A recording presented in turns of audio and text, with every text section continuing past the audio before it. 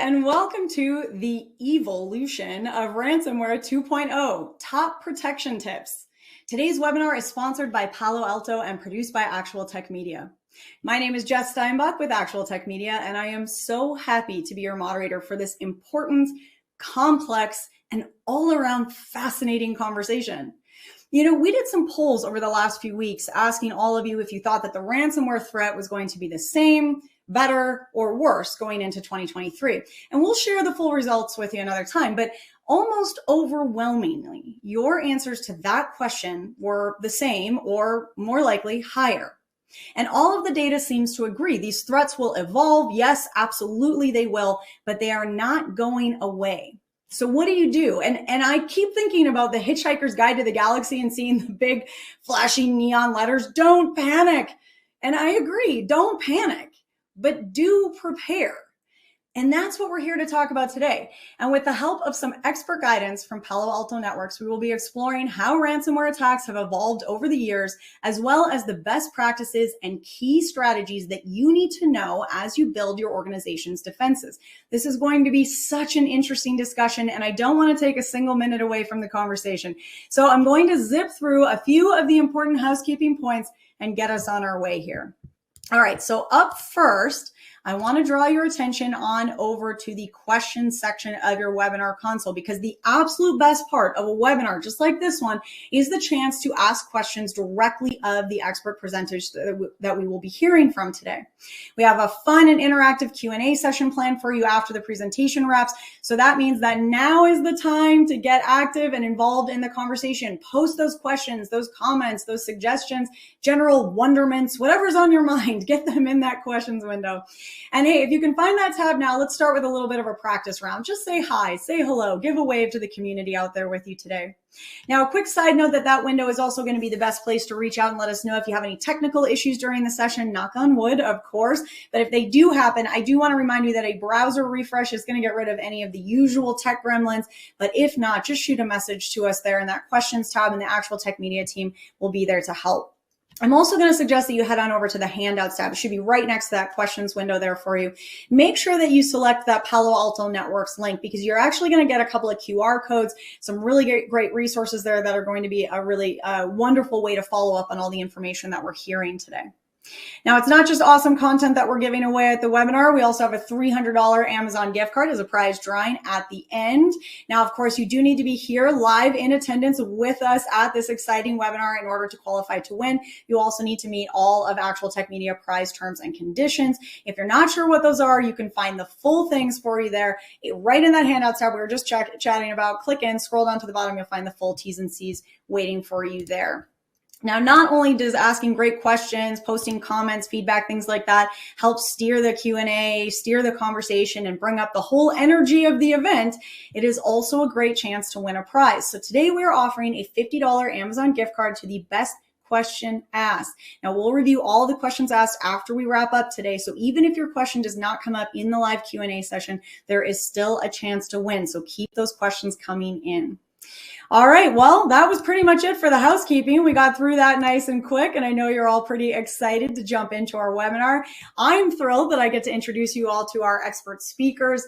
I know that we are in for a real treat. Today, we will be hearing from John Harrison, Security Evangelist, NetSec and Unit 42, Palo Alto Networks, and Kyle Wilhoit, Director, Threat Research, Unit 42, Threat Intelligence, Palo Alto Networks. John and Kyle, I know you have a super interesting, engaging presentation lined up for us with tons of awesome info.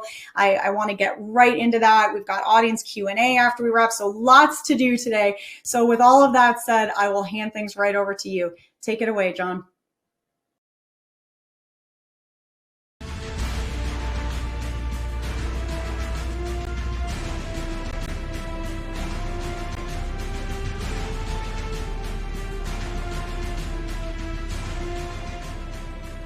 Welcome, everyone. I'm John Harrison, a NetSec Security Evangelist in Unit 42. But today, I am the prison governor here in the famous Delete prison, here in the center of the Netherlands. Why here? What a better place to show you about our zero trust approach to network security and to ensure your organization has that belief as well before it's too late. And this is a really super cool place. In today's event, we'll walk you through the evolution, or should I say, evolution of ransomware attacks and what they're trying to do to your organization, version 2.0. And just like any prison governor, I wouldn't have a job to do if there weren't the bad guys and hackers that were out there. So luckily, I have Kyle Wilhoit, the Director of Threat Intelligence from Unit 42, to tell us about the wily nature of these attackers, each stage of the attacks that they're doing to completely devastate organizations, and then I'll be getting into how we can ensure that we're absolutely protecting organizations with all these techniques. Now let's get inside and get those bad actors locked up.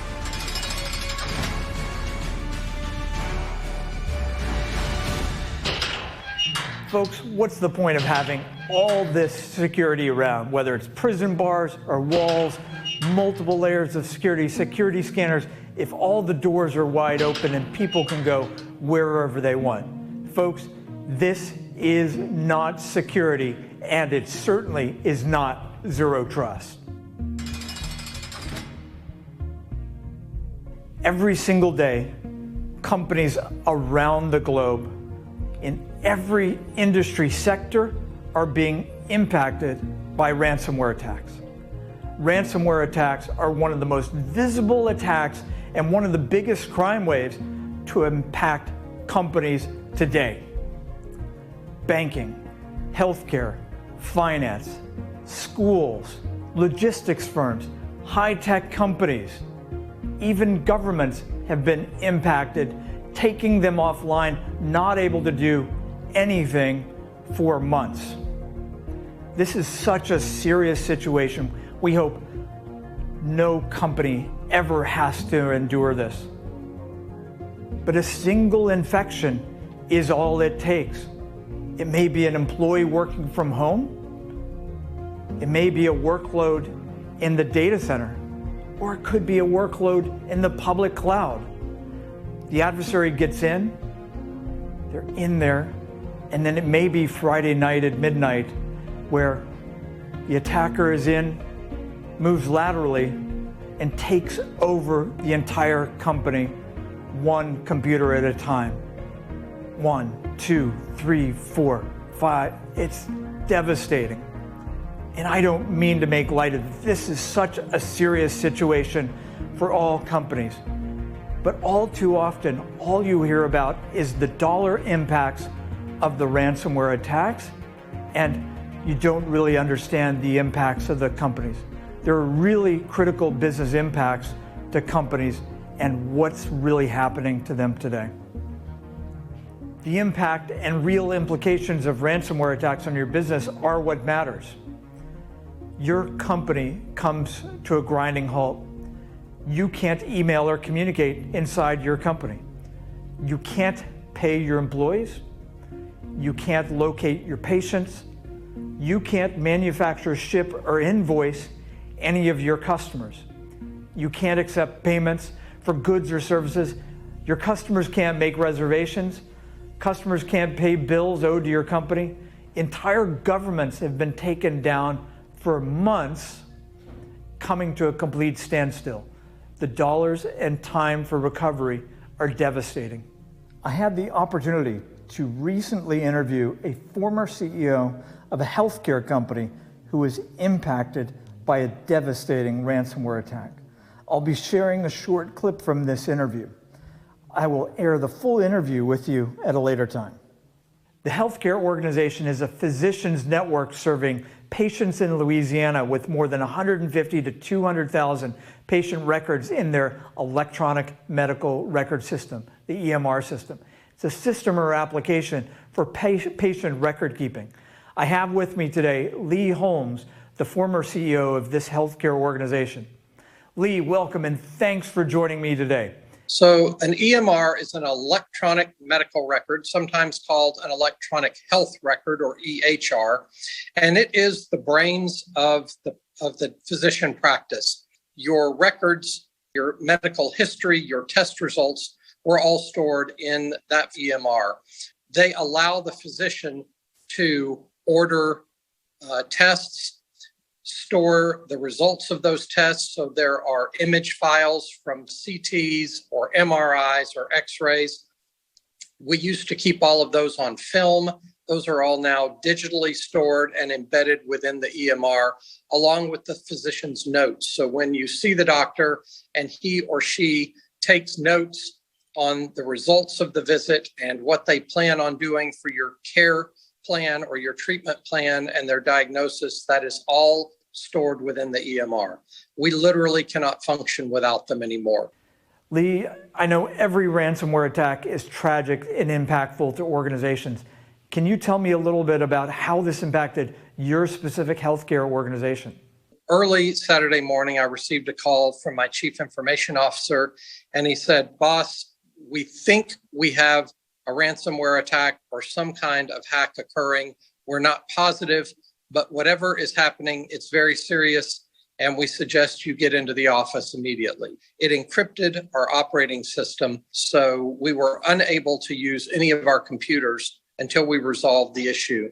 And as I just described the functionality of an electronic medical record, it is the system on which we depend to operate our clinic. So we couldn't ascertain what patients had appointments on any given day. We couldn't call those patients because all of their phone numbers and demographics were stored in the EMR database. Even if they were there, we had no tools to store the results of an exam or order tests or follow-up treatment orders for either surgery or prescriptions. So essentially, for a medical practice, a ransomware attack that takes your EMR out completely disables the physicians and the medical group from being able to render patient care. So in a nutshell, we were dead in the water until we had a resolution to the ransomware attack. Wow, that's a pretty scary and traumatic thing to affect such an organization, right? There were two phases. I'll call it the initial phase of getting our basic systems up and operational, and then having them fully operational with all of the data from the backup fully in place and with access to all of our patient historical data. The first backup where we had access to our system was 2 weeks. So we had no ability to access any of our computers for 2 weeks. And by the way, that's not just our EMR. It took down our email. Of course, most telephone companies are now VoIP through your computer network. So we lost our telephones, our email. So essentially all ability to communicate with each other internally and communicate with patients externally, except through private cell phones. You don't realize until you go through a cyber attack like this, how dependent you are on email and instant messaging or texting through your computers. Everything is running through your computers. So when those systems went down, not only did it impact our patient care and our business operations, but all of those other areas as well. So then after we got our system rebuilt in the first 2 weeks, it took another 2 weeks to get all of the data archived back up onto the system and in a position where we could access it and use it in what I'll call normal operational mode. So we talked about the ransom request was $160,000 and you didn't pay the ransom. What were some of the intangible costs to the ransomware attack and how long did it take you to recover it? We calculated ran in excess of $250,000. For 2 weeks, we lost all revenue associated with patient care. And then for the following 2 weeks, when we were rebuilding the system and the data, we were at somewhere between 50 to 75 and then up to full operational strength. If you're a healthcare organization in the United States, you're operating under what's called HIPAA, the Health Insurance Portability and Patient Privacy Acts that protect patient data. In order for us to comply with their rules and regulations, when you have a ransomware attack, the law treats that as what they call a presumed breach, meaning a breach of private healthcare information. And that law requires you to notify every affected patient by first-class hard copy snail mail. So if you look at the cost of the envelope, the printing, the distribution and first class mailing, that is roughly $1 per patient. As I mentioned, we had at various times between 150 and 200,000 patients active. We ended up having to send out 166,000 patient notices. So easy math, that's $166,000. On top of that, we had to buy additional hardware to facilitate the server rebuild. We had to pay overtime to our staff to work late hours, especially the IT department, who was putting in 12 to 16-hour days for 2 to 4 weeks, getting the system back up and running. And we had to pay consultants and various other related expenses. So again, we figured $250,000 in hard expenses, either costs or lost revenue due to this attack, and that's without paying a penny of ransom. No, that's really fantastic. Lee, thank you so much for your time today, and really appreciate the insight and understanding, what you really went through. It sounds like, quite the event, and we hope it doesn't happen to yours or anyone else's company that's out there. I will say, beyond just how it affected our business, it affected our community. We were the largest healthcare provider in our community, and we were unable to provide even nominal care for 2 weeks. So that really impacted the health and well-being of our community. And the attackers that are doing this, they understand that aspect of healthcare. It's one of the reasons that they prey heavily on the healthcare environment or industry. And they use words that are intended to evoke strong emotions and force you to act without thinking. So you really do need to come up with an action plan that you can roll into very quickly so that you're not reacting without a plan. Wow, a really amazing story. And that's one of the things, the devastating impacts to companies, that's really huge. But again, the ransom keeps increasing and the adversaries are continuing to be successful. And this is one of the things, again, why we're here to all raise the bar. And that's one of the things that 99% of breaches are often through firewall misconfigurations. You don't just magically buy a product and you're secure. Configuring it optimally, having procedures and people to really ensure you're fully leveraging those capabilities are so much what you want. But 100% of breaches happen on allowed activity. Folks, we all have to raise the bar and do more to add more protection against these adversaries. But I'm excited to have with us today. Let me go get Kyle. Kyle, you in there? Let's come out and talk about some adversaries and some ransomware attacks. I think we need to make sure we're protecting them. Let me see if I've got the right key here. Yep, I got it. Kyle, why is ransomware a threat and how did we get here today?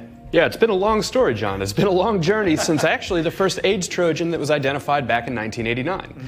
That business and that evolution of ransomware had ultimately kind of moved and changed over the past years, where really in 2005 we started to see the modern evolution of ransomware kind of take hold.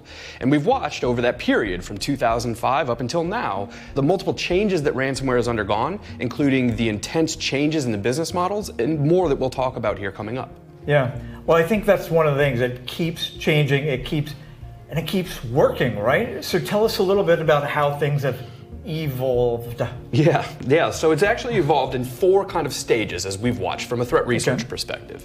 First, we had ransomware that was developed in around the 2005 time. And that was ransomware where they're truly going out, just encrypting the victim files, and then subsequently demanding a ransom, applying pressure to the victim, saying you need to pay this, otherwise we're going to go ahead and delete your data and you'll never have access to it again. That was the first stage. Then it evolved into what we call double extortion. And double extortion is basically taking that data, putting the pressure on the victim, and then also threatening to exfiltrate that data out and making a claim that they're going to release that data publicly. Kind of naming and shaming the victims, naming and shaming the customer themselves, putting pressure. Again, the idea is to add that pressure element. The third phase that we'll be looking at is triple extortion, which includes everything from double extortion and the ransomware family that we first talked about. But this is with the addition of a threat from a DDoSer attack or a distributed denial of service attack. That's where they're kind of hitting the victim with multiple prongs of attack concurrently. They're threatening to do a denial of service attack while we're also exfiltrating your data, and we've encrypted all of your files. But they're upping their game again, right? Upping their game, constantly evolving, John. And the fourth and final stage is quadruple extortion. With quadruple extortion, this is everything from the first three stages, but this is actually the ransomware actors emailing and contacting the victim's customers themselves, basically saying, did you know that your provider for service X has been compromised, and we're going to exfiltrate all of your data as well. Again, pressure tactics. And all the meanwhile, there may be a countdown timer saying if you don't act now, your data is going to be gone. Precisely. It's meant to be a pressure tactic, John. It's meant to apply pressure to the victim to force them to pay. So I've got a couple of views from the underground. Can you walk me through a little bit about what these are? Absolutely. What we're looking at here is specific communications between threat actors. And this could be to help provide access for initial access for the ransomware actors. It could be for providing access to other victims, other cyber criminals. It could be allowing access for many different things. And what we're looking at here is specific ads of individuals trading credentials, selling credentials, trading access, selling access, etc. And what we're watching is that evolution of ransomware actors, not just compromising victims, but in many cases also selling access to the victim environment at the same time. Yeah, that's continued to evolve, and it's amazing because that first person that got in may not be the one that goes in, spreads laterally, and takes over the organization. Exactly correct, John. That's exactly correct. There's a concept called initial access brokers, where they'll actually sell access into customer environments or victim environments, and then ransomware actors will purchase that access and then distribute ransomware, laterally move, gains persistence, so on and so forth. Yeah, so we tried to come up with a top 10 reasons why companies are impacted by ransomware. Okay, there's probably another 20 or 30 more, but working with our incident response responders as well as our teams that are doing investigations, these are some of those things. But it's things like complex networks with security gaps, no zero trust or flat networks. The adversary gets in and they're in. The lack of attack surface reduction, the fact that someone in accounting can download an executable and use any application they want, that's crazy. Or even things like still using port-based firewalls. But I think the scariest one that was up there was not actually acting on the logs. So you may actually have some amazing technology, whether it's a EDR product or a firewall, things like that, but not knowing that you've got Cobalt Strike beacons leaving your network, or you've got vulnerabilities being exploited, and not doing anything with the data. That's one of the things. And again, each one of these things, we can come up with things to help you address exactly what's going on. But I think one of the other things gets into be the layer 8 problem, right? Our users. And this is one of the things I think end user education should continue to evolve and be part of the things that you're using with your users to make sure we're all raising the bar against the attackers and what we're doing. So Kyle, let's walk through the anatomy of a basic ransomware attack and take a look and see what the individual stages are. Sounds good, John. Now let's examine a common ransomware attacker lifecycle. What we're going to be examining is a Conti lifecycle, which is a well-known ransomware family that's been active for many years. And in this case, we're going to be looking at the example that kind of applies to many different ransomware families. The first step that we're going to be looking at is initial access. This is where the attacker attempts to gain a foothold into the environment and initially gain access into the victim environment to try to understand the business objectives, understand what the business is participating in, how much money they generate on an annual revenue basis, as well as trying to understand everything else that goes on with the business. Secondarily to that, the attacker will then try to establish a foothold. This is the idea of the attacker attempting to understand and live in the environment for a longer term of time. The idea is that they're going to expand on their objectives once they gain the foothold. Many times we see Cobalt Strike used during the foothold stage, as well as a litany of other tools. Then the attacker will move on to the escalation phase. This is escalating of privileges on the local endpoint that the attacker has compromised. The idea is that if they were able to escalate the privileges in a victim environment, they're then able to offload more credentials, more serious business application information, as well as more serious information about the environment that the customer has been impacted in. Moving on, then on to recon. The attacker then attempts to look laterally across the network, trying to understand what other critical business servers and other critical business services exist inside of that network environment. Again, looking for trying to target the best and most powerful areas for that victim. The attacker then going into lateral movement.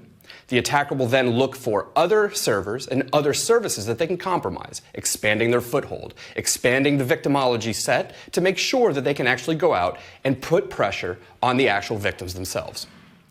After lateral movement, the victims will then go into persistence mechanisms. This is maintaining access into the customer or the victim environment, making sure that they have access if something were to change. Oftentimes we see ransomware actors at this stage also selling access to the victim environment as well. Finally, the attacker will typically do two things. First, they'll execute the ransomware, encrypting the victim files, making it impossible for the victim to be able to recover them. And then secondarily, they'll go out and exfiltrate that data, oftentimes using many different public services such as Mega NZ and pCloud. Now let's look at the initial access vectors that we commonly see with ransomware actors. In this case, there's three main attack vectors that we witness with ransomware actors. First, we commonly see the exploitation of vulnerabilities across the business environment. This can come in many different ways, and we'll be talking about that more shortly. Next up is phishing and mouse spam attacks. This is a common entry mechanism and a common way that these attackers will compromise victim environments. And third is RDP, a remote desktop protocol. This is a common protocol that's used across nearly every organization, and victims are oftentimes compromised as RDP is one of their major initial attack vectors. So outside of those three main attack vectors that I mentioned, exploiting vulnerabilities, phishing and mouse spam attack, and RDP compromises, there's also several additional means of initial access that you can see from this Unit 42 data, such as brute force credential attacks, social engineering, and insider threats. All right, so let's talk about exploiting vulnerabilities. This is a simple attack flow of exactly what that looks like, just to simplify. Somehow the adversary does something to exploit that one vulnerability, and we'll go into each one of these. So whatever system somehow it's exposed, once they exploit the vulnerability, they're able to take over that system, as Kyle was talking about, and move laterally and progress into each one of the systems. So Kyle, are there some specific vulnerabilities we want to talk about today? Yeah, there's actually several, John. And there's two that I'm going to be hitting on specifically, but there's a litany of vulnerabilities that ransomware actors will prefer. And we'll see that here momentarily. From a prevalence perspective, we've really seen two vulnerabilities take the center stage in recent months. Okay. The first is the Log4j. I think many people are familiar with this, but this is a significant vulnerability and one of the most widely used Java logging libraries that's available. The problem with Log4j is, oftentimes many folks don't understand or even know if they're leveraging Log4j in their scripts and coding environments. So it's oftentimes present, but the actual victim themselves don't even realize that they're actually using it. Well, I think the adversary is probably fine if you're using it or not, right? That's precisely correct. And that's where we run into this problem, John, is where actors will realize that Log4j is being leveraged, and then they'll exploit that. The second vulnerability that's gotten kind of recent prevalence is Felina, which many of you are probably familiar with. This is an arbitrary code exploitation or exploit in Microsoft Support Diagnostic Tool, or MSDT. This particular vulnerability also allows for many different concepts or many different ways for the ransomware actor to compromise a network environment or a customer environment, ultimately being impactful. And it's widely prevalent, similar to Log4j that we've seen, again, over recent periods of time. But again, these are only two, right? This is only two. So this is a nice summary of so many of the different ones that you're seeing, right? Exactly. Realistically, when we look at our security consulting data from Unit 42 specifically, we start to see many different things. We start to see, first of all, that there's many services and many products that particular attackers will go after and target. Yeah. They do this because many environments will employ many types of services and technologies.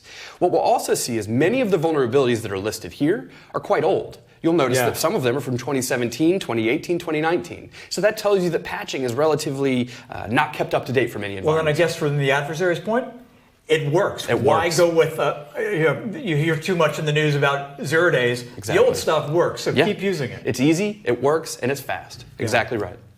So one of the other things are not only software vulnerabilities, but vulnerable IoT devices. 80% of the things on your network may be things you have no idea about. And two of the most critical vulnerabilities are in security cameras, which I think we've got plenty around here, and printers. So just think about the impact of these other devices. We were doing a proof of concept at a customer recently. They're opening up a brand new building, and every single security camera in that building was both end of support with no patches available and the most vulnerable device that was on there. The second most vulnerable device were the printers that printed the medical records for the hospital. And then the last thing, the fire control panel. So these could have easily been the door and entry into that environment. But I think from there, we exploit the vulnerability. What happens next? Yeah, as I mentioned before, the attacker's commonly trying to do three things at that point. First of all, they're trying to laterally move. Then they're attempting for remote access and to maintain that persistency for the remote access. And then they're also trying to gain credential access for lateral movement to conduct the reconnaissance that we talked about earlier. In this case, there's a litany of tools that we've witnessed used across the environment, both from our own research, but also from Unit 42 consulting data, or security consulting engagements. And in this case, what you'll notice is there's many tools that are considered oftentimes legitimate. And what I mean by that is these might be system administration tools like PS Exec or PowerShell, but actors are using these tools because it's easy, because it works, it's fast, and natively it's supported in many Windows environments and many types of environments themselves. Yeah, but I'm seeing a lot of these that if I'm not using them in my network, they shouldn't be allowed and I should be able to stop them. But one of the ones that really shows up on the list there is Cobalt Strike. Absolutely. Can you tell me a little bit about what Cobalt Strike is and why is it so hard to detect? Yeah, Cobalt Strike is a red teaming tool that's commonly employed by penetration testers to test the network and to test the environment that a customer might have, testing it for holes, testing it for vulnerabilities. Cobalt Strike is a Swiss Army knife or a tool of some sort that allows you to compile binaries and have command and control infrastructure. It's a multi-purpose tool that can be leveraged by both penetration testers, but also by attackers. It's extremely difficult to detect, typically, because there's many different concepts that are built into Cobalt Strike to help make detection more difficult. And this is done by design to make it more difficult for network traffic to be able to look into this.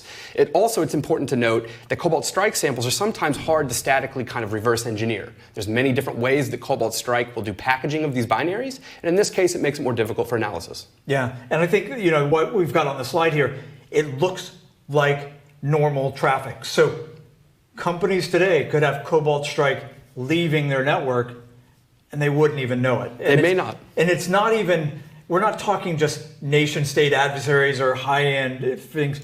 This is a sample from one of our Unit 42 threat handlers, Brad Duncan. Every single day, he's writing about a piece of what I'd call malspam or commodity malware. And every single thing, the common factor, Cobalt Strike, Cobalt Strike, Cobalt Strike, Cobalt Strike. This is one of the things that's prevalent that has to be part of the things you get control of and have protection from. Precisely. But once we do that, there's other techniques, right? There is. Privilege escalation. As I mentioned before, privilege escalation is a goal of the ransomware attackers because with more privilege, they have more access to the keys to the kingdom of the environment, the victim environment.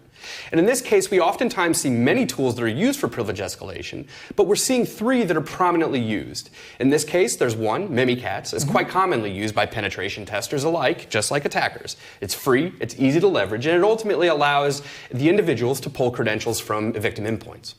We also have ProcDump, which is also a system that's similar to what we've talked about. A legitimate tool that could be leveraged by system administrators. And in this case, they're using this to pull LSAS memory space to be able to, again, escalate the privileges. All right, but we're on to the next stage here, and this is the big one, right? This is the big one, and really the really impactful one. And honestly, one of the times that only the victims will find that they're actually infected. And it's during that exfiltration of that data.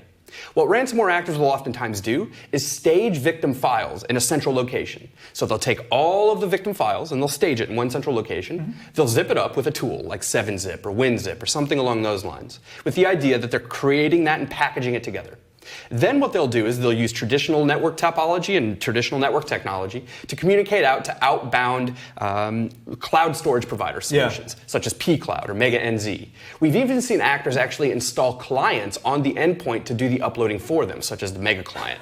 It's quite crafty, I'll say. Well, and it sounds like these are exactly things that should not be possible in normal customer environments. Completely agree. Should you be able to move an encrypted file out of my data center to these individual systems that's up there?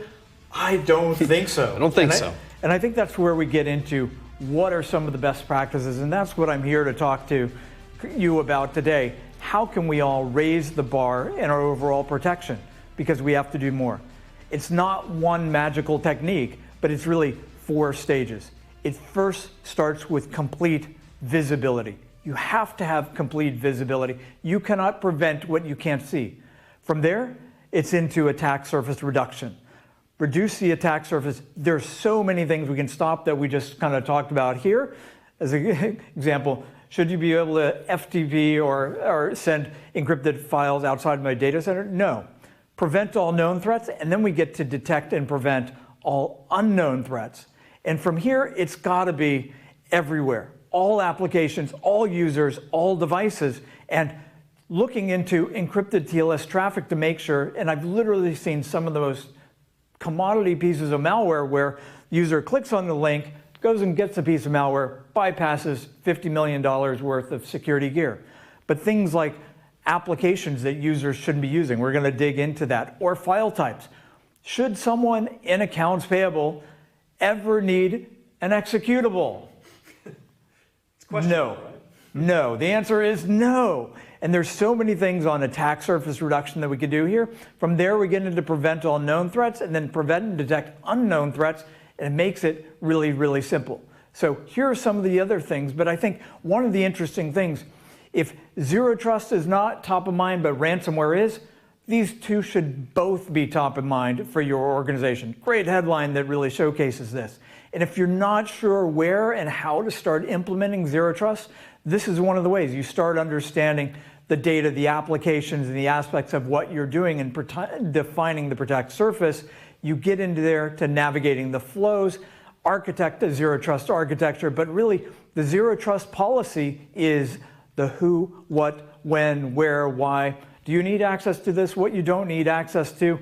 And then you monitor, rinse, repeat, and you keep reducing that aspect. And again, that talks about attack surface reduction and removing all implicit trust. And we do that really simply, like we're here in the prison here today, right? We don't have, doors and bars and everything, but the door sitting there wide open.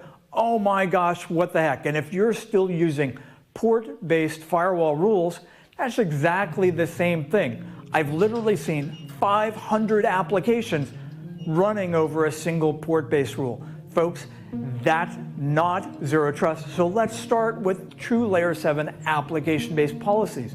And part of it is with our PAN-OS core capabilities, our app ID, our layer 7 application-based policy. And it's not just as this diagram shows, applications that are allowed in, but what's actually allowed out, right? You were talking about exfiltration. Should you be able to exfil using some of those tools and techniques? No, absolutely not. And again, this is where the attack surface reduction starts, both incoming and outgoing. And again, it's tied to individual users. You can't have a policy based on IP. You need context on users, but you also need context based on devices. And then it also gets into that decryption. You must do TLS decryption, and this isn't a binary thing. We'll get into that in just a minute. Which applications do I allow? That could be some of the hardest things. Again, start with which ones are sanctioned by your organization. I know these are applications of the one I'm using. These I'm not so sure about, but the unsanctioned ones, Zippy Share, Mega Sync, all these. Okay, start with the known bad stuff and slowly start bringing them together so you can safely enable, you can control, and you can deny all these. And that gray area there in the middle becomes much, much smaller. And from there, you're going to safely enable your business. And you're going to have, look at this. This is a zero trust policy. It's got my policy for my applications, for my users, for my devices, and I'm doing the continuous threat inspection all at the same time. This simplifies security, but also raises the bar. And this is the cool part about what we're delivering here today. One cool additional capability is our external dynamic list. And this is one thing where you can reduce the attack surface. So we talk about adversaries exploiting vulnerabilities. They're doing this from known bad, known malicious IPs. Why would you let, this is a super adversary that's sitting there knocking on the door over and over, attempting to exploit vulnerability. Why would you let them keep attacking from a known bad IP? Go ahead and reduce the attack surface from known bad IPs, known malicious domains, known malicious URLs, and gradually pull that together. And one of the cool things you can also do is pull in, we have a ton of predefined external dynamic lists, including some with Tor. Should I, within an enterprise, allow my users to connect to and from Tor? Absolutely not. That might be one of the ways your data is being exfiltrated out. But I can also pull in cool Unit 42 data, some of the Unit 42 atoms and other IOCs, third-party IOCs from Spamhaus, from SANS Internet Storm Center Top 20, and reduce the attack surface more. And here's actually the ingesting Unit 42 data, the third-party intel. As you're looking at some of the third-party blog posts from Unit 42, take a look at these, and don't just look at the data. Take the known bad IPs from here, mitigate them into the firewall and your other devices, your SASE solution, your software firewalls in the data center or CN series, and reduce the attack surface so much more. From there, vulnerability protection. This is backed by Unit 42, some of the absolute best-in-class industry research delivering the protection against all those vulnerabilities you were talking about. And that's absolutely crucial to ensure you have cutting-edge protection for each of these vulnerabilities that's out there. But again, and this is, again, backed by third-party data as well. But that wasn't enough, right? One of those technologies we talked about was Cobalt Strike. Do you have Cobalt Strike leaving the network? And we raised the bar even higher when we introduced PanOS 10.2 Nebula and added unknown command and control protection against tools like Cobalt Strike. And this is one of the things to have not only detection but prevention for unknown C2. This absolutely changed the game with a very innovative approach. All right, I talked about attack surface reduction more. Executables, other risky file types coming in or out of your network. And this is one of those simple things of whether it's an executable or whether it's an encrypted RAR file leaving your data center, you can greatly reduce the attack surface even further. And again, each one of these capabilities, you can turn on every single thing with our single pass architecture and not worry about your security gear falling over. All right, IoT devices. Again, how do you have visibility into each one of these?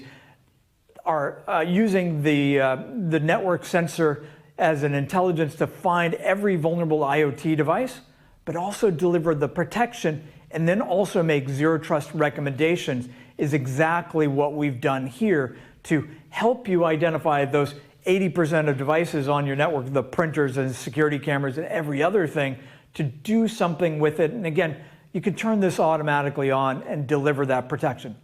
So at each stage of the life cycle, again, I want to have as many chances as possible. We'll go for the football analogy. I want as many shots on goal to stop the attacker from getting in there instead of just taking one shot. I'm going to make sure at each stage of the attack I have multiple technologies stopping this with innovative cutting-edge technologies. All right, Kyle, let's change gears and talk about phishing and malspam attacks. Can you walk us through kind of a generic phishing and malspam attack? Absolutely. So let's examine what a generic malspam phishing campaign typically looks like. So first, from a malspam campaign, what we're typically looking at first is either an email with a Microsoft Office document with embedded malicious macros inside of the Microsoft Office document, or a link embedded directly into that email. Those are the entry vectors for the most part from the threat actor's perspective. Contained in those emails or in the malicious document are links, which you can see in the middle part here. Those malicious URLs are oftentimes leveraged for the delivery of an executable, could be ransomware, could be a first stage payload, it could be many different things, with the idea being that the payload or the second stage would be pulled directly via those malicious URLs. The executable would then get executed, and the exploitation and installation of further stages would then go into what we would consider the actions on objectives, which is typically where that threat actor is going to be performing lateral movement, communication with command and control infrastructure, and more. Yeah. So again, once they've found their initial entry in. Exactly. They move laterally, and it works. And it's game over. It's game over. And it continues to change, right, all the time, right? This is a typical example, whether it's the Microsoft Office document. Would you like to enable the macro and install the malware? Yes, I would love to. Oh, can we stop clicking and enabling those macros or just get rid of those? They'll reach out to tons of different pre-compromised malicious URLs. And from there, it's game over. So, and again, that's one of the things with traditional solutions that have no additional inspection that, oh, I trust Kyle. Kyle went ahead and installed the malware, but his system's infected now. We can't have that aspect there. And that's one of the other aspects is traditional phishing solutions out there and mail solutions have no capabilities against the way that the attackers have evolved with evasive phishing attacks, things like browser fingerprinting or something like a CAPTCHA. And this is an example of one of the documents I received from my Office 365 email yesterday. Okay, I receive a lot of these, and of course, with this lure to check out my storage includes a CAPTCHA. And that's why the traditional solutions, if you're relying on email providers to provide this, that's not working as well. And from there, one of the things is employees just having access to too many things. And employees are working at home and say, I found this cool new productivity tool. And they're saying, let's go ahead and upload our entire corporate data into SaaS applications. You have no visibility and inspection. It's kind of the wild, wild west. So this is kind of that attack surface reduction, exactly what we're talking about. So let's shift gears a little bit and talk about how we're going to protect against these mail spam attacks. So first, if we go back and look at those individual vectors, that again, it's not just one magical solution. It's using the power of the Palo Alto Networks platform, whether it's Cortex XDR on the endpoint, but also our file blocking capability, so in case it's pulling down a document, but even our threat prevention to prevent documents from macros from coming in, even though you may not have turned it off at the main source. From there, again, having TLS decryption to have that visibility into what's going on. Our DNS security, so in case and making that initial connection, it could stop the phishing attack right there. Advanced URL filtering to prevent that modern day phishing attack, even if it does have a CAPTCHA or one of those evasive phishing techniques. All right, let's say it got through those stages. And again, that's where Cortex XDR on the endpoint together with Wildfire to prevent that unknown file that's coming down, that's now been downloaded, unknown file, prevent that from making it down to that system there.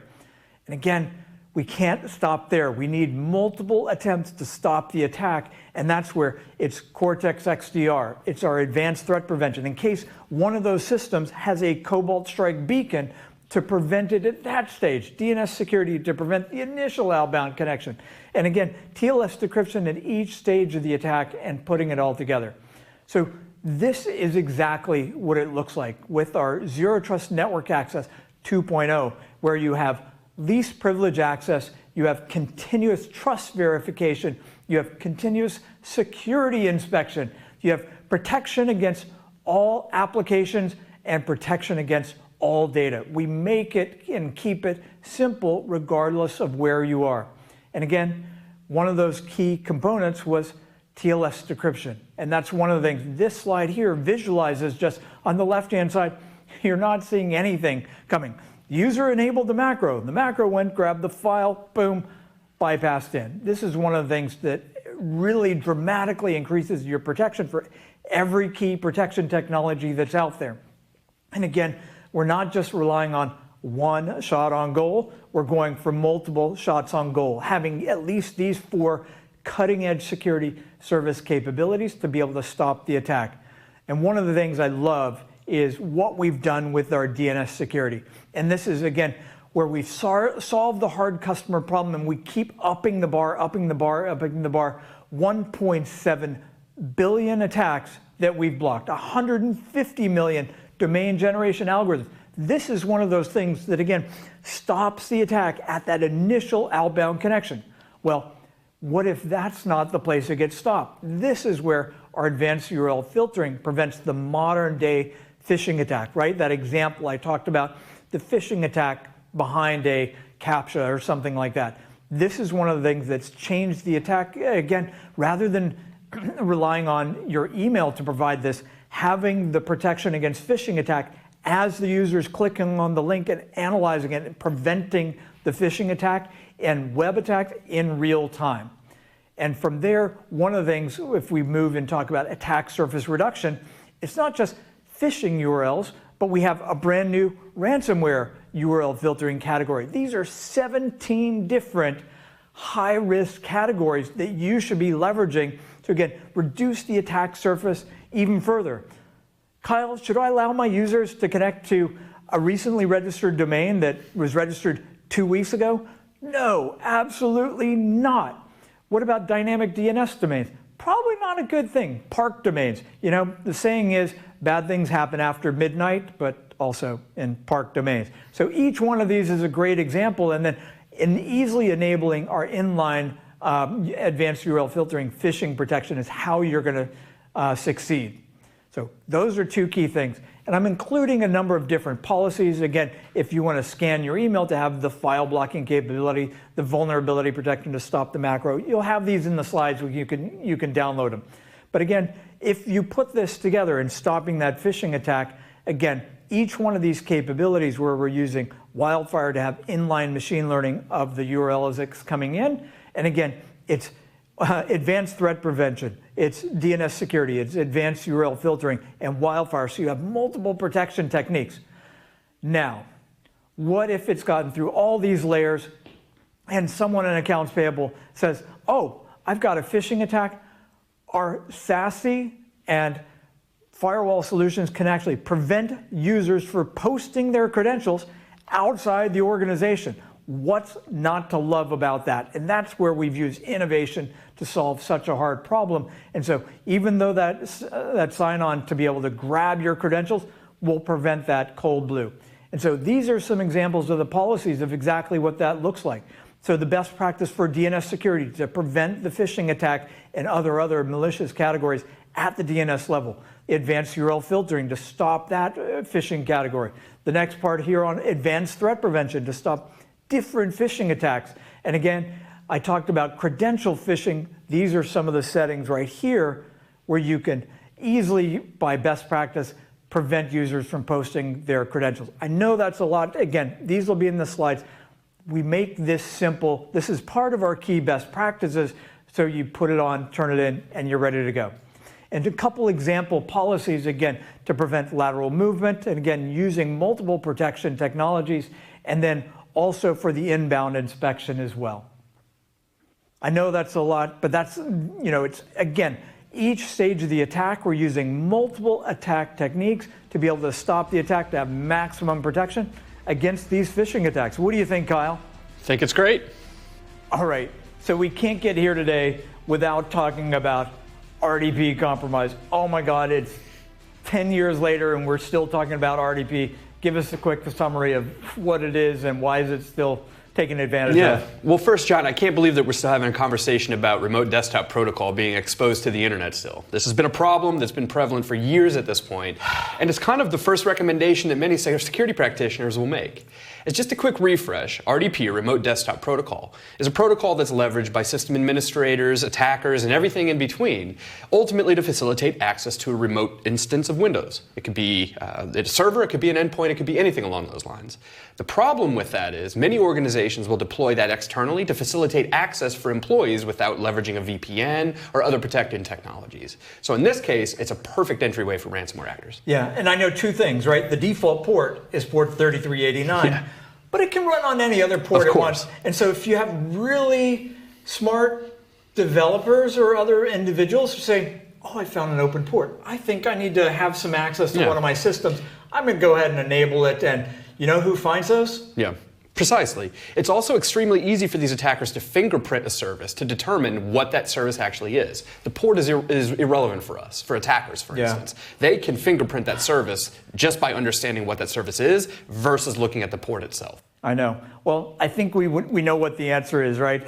It's please, for the love of God, don't expose RDP external to the internet. But it really gets into that zero trust, the isolation, segmenting your things behind your SASE solution, your Prisma Access solution, and having firewalls in it so that even once you get into the system, again, if that system was compromised, you have segmentation and removing all implicit trust from the rest of those as well. It's pretty simple, but one of the other cool capabilities, I talked about MSRDP running on non-standard ports. The Palo Alto Networks Panorama and Firewall and SASE solution will give you that instant visibility from an inside out if any application in any part of your network is running on a non-standard port. That's actually one of the first things I recommend the SOX team to look at every single day. And then we also have our Cortex Expanse solution that gives you an outside-in perspective that lets you know, possibly you acquired a company from an attacker's view. Here's exactly what it looks like. And one cool last protection tip, RDP brute force protection. Why keep letting adversaries do brute force attacks on your exposed MSRDP interfaces? After the first couple brute force attempts, block that IP so that they're not sitting there turning the doorknobs on every other exposed system, because these folks are coming from bad, malicious IPs. Block those and move on. Love that protection. So tell you what, let's get into, one of the things is we talked about threat logs and doing something with those logs. And this is one of the really exciting things, is doing the right things with those logs that are out there. So taking all the critical logs that's in there, so as soon as you potentially have an infected system, let's say with Cobalt Strike beaconing out, you do the right thing with this. So this is one of the things where you may want to kick off, and absolutely should kick off, a process with Cortex XSOAR where you're automating, gathering all the right information so your threat analyst has all the right information at the same time. At the same time, you probably want to kick off a ServiceNow help desk ticket to go do something, so maybe you want to have that system possibly looked at and analyzed. And the last thing is automatically adding it to something like a dynamic address group. Put it into a compromised group that says, every time this person runs something, they have limited privileges and enforce multi-factor authentication. This greatly reduces the impact of that and does something with the data from that infected system. Now, Cortex XSOAR is exciting. Again, we have a ransomware playbook that's ready to go, but you can use it both in the reactive state where you're kicking off and grabbing all the right information, but there's also another cool use case where you can use it proactively, taking all critical third-party intelligence and looking for systems connecting to malicious IPs and automatically grabbing the right information, putting it the analyst's fingerprint. Okay, there's a lot of things that Palo Alto Networks has done from a best practice standpoint. There's 4 key things. The security lifecycle. This is a cyber threat assessment to give you confidence in your existing controls. Expedition to help you easily migrate from existing legacy firewall solutions, greatly reducing the number of rules. Iron Skillet for Green Day configuration, and the best practice assessment, and AI Ops. I'm going to talk a little bit about AI Ops, but this is one of the things that Palo Alto Networks is so good at, is we're not just giving you a product, good luck, go for it, but helping you to continually increase your security posture and raise the bar against those attackers. Now, AI Ops is a cutting-edge, cool capability that gives you instant visibility into helping you both improve your security posture with a lot of cutting-edge capabilities and making sure you're at a real time, you're leveraging the full capability of your solution, but you have instantaneous health monitoring across your entire perspective. I guarantee you, try this capability out today, and you're going to find some really exciting things. All right. So let's go ahead and wrap this up. We've got the next steps and call to action. And again, preventing ransomware attack, again, having the multiple steps to protection, the multiple shots on goal, right? We're reducing the attack surface, making sure we're doing a lot of things there, starting with visibility, advanced threat prevention, having the known vulnerability protection, but also the unknown C2 protection, wildfire to turn unknown files into known, stopping unknown malware on the wire, DNS security to stop the threat at the outbound connection, and advanced URL filtering to stop the modern day phishing attacks. It's all underlying there together with TLS decryption and a zero trust architecture, putting that all together. And again, we deliver this with the complete network security platform together with Panorama and our cloud management capabilities, whether it's hardware firewalls, our SASE solution, our software firewalls with our VM series and CN series. And the cool part is how it ties into Cortex to have the right data for the SOC analyst to stitch the network data together with the endpoint data to instantly know what's going on. And Cortex XDR, oh my gosh, this is the best in class comprehensive endpoint protection, having multiple protection stages out there from pre-execution to cloud to post-execution, even a ransomware module that's in there. this is one of the things to having a modern endpoint technology to be able to stop the threats. This is cutting edge capability. And our Unit 42 team, this is one of the things where we have the best cutting edge intelligence, but we can also help you in responding to breaches that's out there. And again, we know this might be your first time being impacted, but our cutting edge service, and again, this is something we're really good at to make sure we can help you through the situation during a ransomware or other type of breach. And one of the services we also have is our ransomware readiness assessment. So that way you can proactively really find out what's your exposure. All right, so it's these three simple things. Focus on the best practices for prevention. And there's so many different things here, but starting off with a ZTNA 2.0 approach, starting with Zero Trust, Layer 7, visibility and app control, and the best-in-class cloud-delivered security services from there. There's a number of free best practice tools in our security lifecycle review, as well as the AI Ops. Try the AI Ops capability today. And the last part is the comprehensive endpoint protection.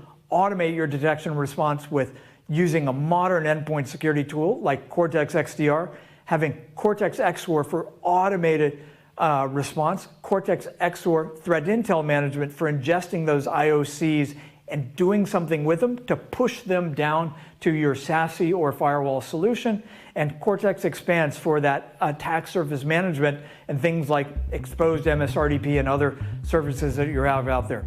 So if there's two simple things that I can get you to do today, take these two steps to ransomware protection. First, download the 2022 Unit 42 Network Threat Trends Research Report. This has a lot of really great comprehensive information for you to really know and understand the data behind these attacks in the wild. Second, please take advantage of the Security Lifecycle Review. This is that free cyber threat assessment service and capability for you to really assess your cyber risks to threats and applications. Do you have Cobalt Strike leaving your network today? Do you have 20 million malicious DNS queries leaving your network? Do you have 5 million vulnerable IoT devices? I'm not sure. Are you sure?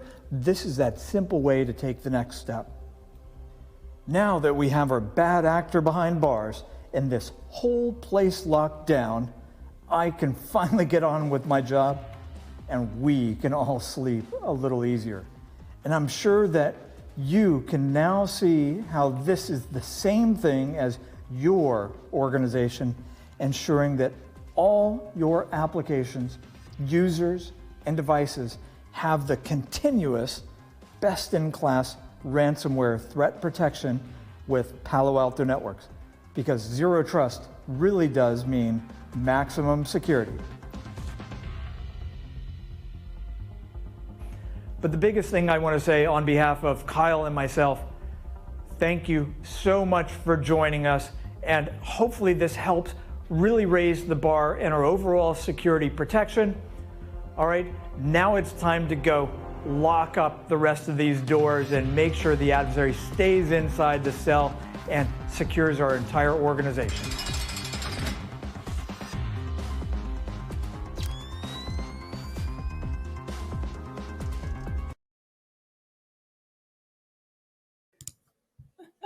I love that so much.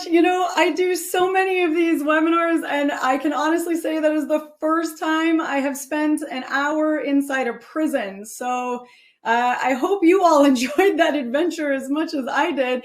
I'm going to bring our wonderful speakers out with us. And so we're going to be joined in just a moment with John. And I want to say thank you to Kyle, but we're going to chat with Henry Hernandez as well. And Henry is a cloud delivered security systems consulting engineer with Palo Alto Networks. So we've got two incredible experts joining. Thanks again for taking the time to hear more about the evolution of ransomware 2.0. Hopefully you enjoyed this webinar. It was really a fantastic production putting it together. Please share this with your colleagues who might find interesting. And I'm here to cover with Henry some of the questions live. And I've got the first question here. And Henry, if you can hear me okay, How can Palo Alto Networks help prevent against credential theft? That was one of the questions that came in there. That's a great question. So we got a few things. So first and foremost to understand is Palo Alto is very highly invested and has been for a very long time in AI technology, right? So what happens is our advanced URL subscription that you saw us mention during the video. Well, that thing's looking at all the URL activities that are going on. I'm not hearing Henry. Hopefully you can hear me. Nope. You know what, John? You might have your... Hang on. Hang tight. We'll get this fixed. John, unmute your computer.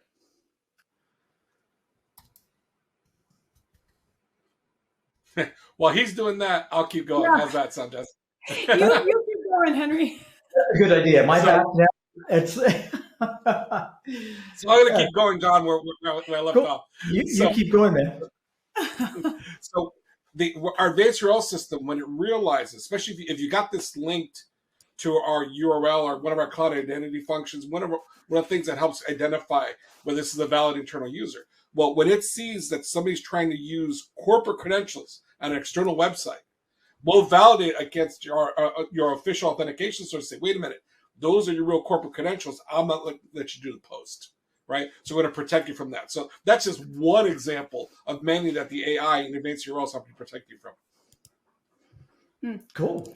I love it. Yeah. No, lots of great questions coming in there, right? Yeah.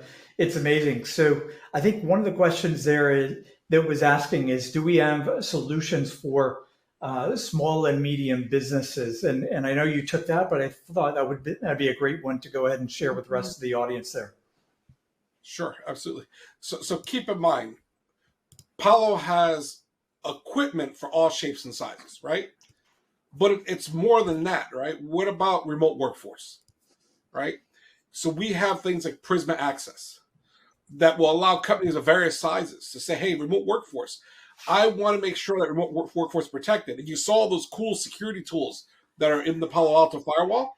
Yeah. They're available in Prisma Access. So all that remote workforce is going through a secure environment that's checking for malicious files. And is there DNS threats? And are there URL threats? And a lot more. Are there, threats in general? And validates, hey, protects them from it. And you can even do other products we have to control access, like only this person should have access to Office, this other person shouldn't. We have all kinds of stuff to help you. Yeah. I love it. It's like ZippyShare, It's like, I don't think employees should be using ZippyShare. And that's where old school VPNs just aren't enough. It's that continuous inspection, continuous protection. Ours is just on all the time. You never even know it. Now, I love this question because it comes in all the time. Hey, I really like this stuff, but, I've got endpoint security. Isn't that enough? Not anymore. Yeah, I've been doing this 34 years, and I can tell you, the bad guys evolve, and that's why we have to evolve. Their endpoint security can't really protect versus fileless attacks. Why streaming the malicious, code, for example, straight into memory. There's no file to scan. I'm putting it straight in your memory. That's just one example, right? So classic endpoint doesn't work. You need an XDR type endpoint as a first step to get started down this protection, roadway. Yeah, that's interesting. And when you think about so many devices can't have endpoint security, we see especially there's so many devices like IoT devices or healthcare devices or OT devices that can't even have endpoint. It's like, again, having multiple layers of protection is absolutely there. And I saw a few people asking, where can they find information about the security lifecycle review? We've got the QR code there. That is as I was mentioned, a free cyber threat assessment to help give you confidence in your existing security controls. That's one of the things that our Palo Alto Networks partners and account teams can help you with to put it right behind whatever solutions you have. And, you can gain confidence in your controls. So Henry, one of the questions was, what are some of the first things I should consider to increase my protection? I love this question. Can I do an all the above? Yeah. Yes, you can. That's really the ultimate answer. Keep in mind, so my background is forensics and incident response. I've stopped attacks against entire nations, right, in the past, as part of my career. The one thing is security 101, right? I have to do everything, right? Know what's out there, secure it, create compensating controls, all that sort of stuff, right? Just to get the ball rolling. I mean, a big part of it's knowing what you have and then locking that stuff down and then taking it from there. And constant evaluation, constant monitoring, all kinds of stuff like that. I know yeah, I tell you, it is, there's so many things in having the layers, but it's got to be simple. It's got to raise the bar in your protection. Because if you've got to, and this is what I love. I actually met with a customer this morning. They said, we have 50 security solutions inside our enterprise. And I'm sitting there going, okay, 50 security products, that's 50 management consoles, 50 sensors, 50 logging things. You're dumping it into a SIEM. How in the world does anyone secure all that? And that's kind of, you know, as we make a quote unquote a zero trust policy, it's got to be simple. It's what users, what applications, what devices, what applications, and that continuous security inspection. So it's got to be simple. There's a great question here that comes in. Does Palo Alto Networks provide protection insurance? And the answer the answer to that is no. And this is an interesting question. So one, I'd say work with our Unit 42 teams to look at a ransomware readiness engagement and different services and make sure you actually, you know, the insurance, that's a loaded question. Make sure you have a response plan now. You will know who you will call and what plan you will put in place just in case it ever happens. Who you will call. Do you have a retainer on top of that? One interesting thing I'll add on the protection insurance, many companies have stopped offering insurance that were offering this before. And so that's kind of made it harder. They will actually say, have you followed Palo Alto Networks best practice as well in implementing the solution? And one last thing I'll share is the adversaries, when they get in part of their negotiations, if they're in their network, they will actually look for your cybersecurity insurance policy to see, oh, I see you have a $100,000 insurance policy. So I know you can pay X. So it's really weird. Don't think that's your get out of jail card. And it's much higher, much harder to get. Wow, that's a sneaky move there, John.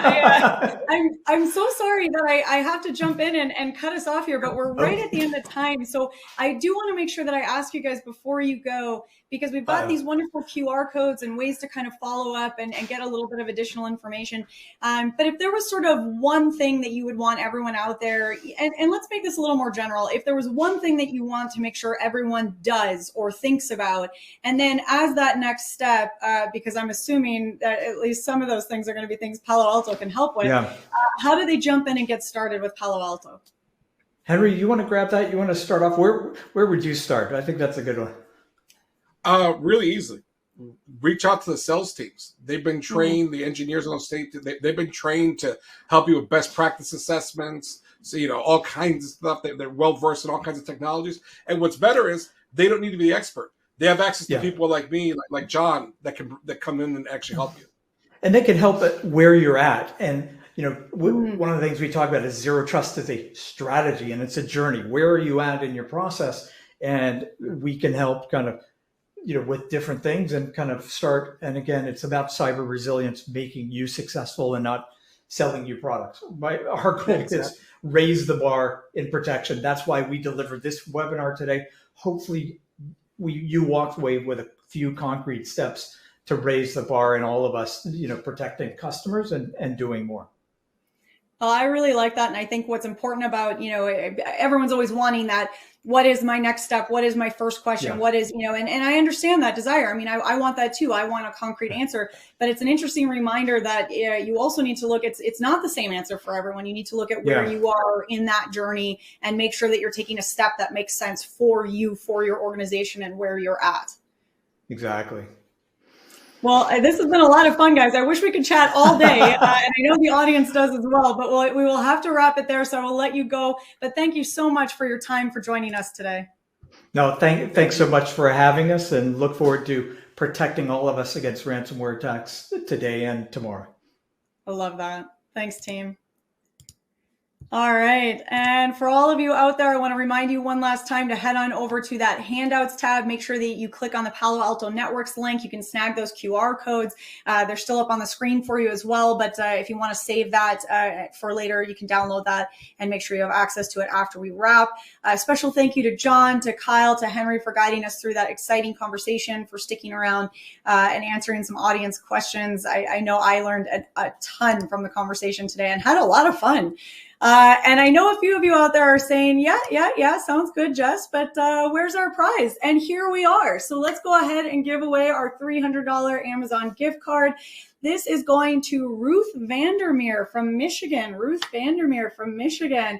Congratulations to you, Ruth. And as always, we will be in touch about claiming your prize after we wrap up the webinar today.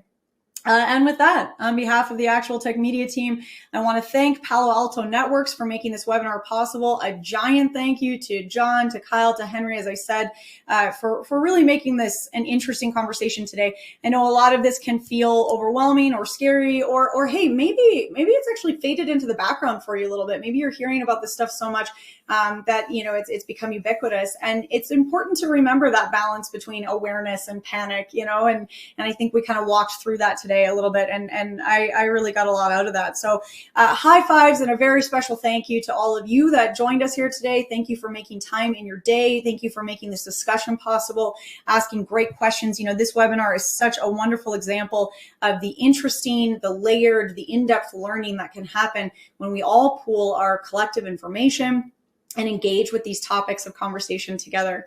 So I'm taking a lot away that I'm going to go and mull over a little bit this afternoon. I hope you are doing the same. I can't wait to see you all on a webinar again soon. And until then, have an absolutely beautiful end to your day.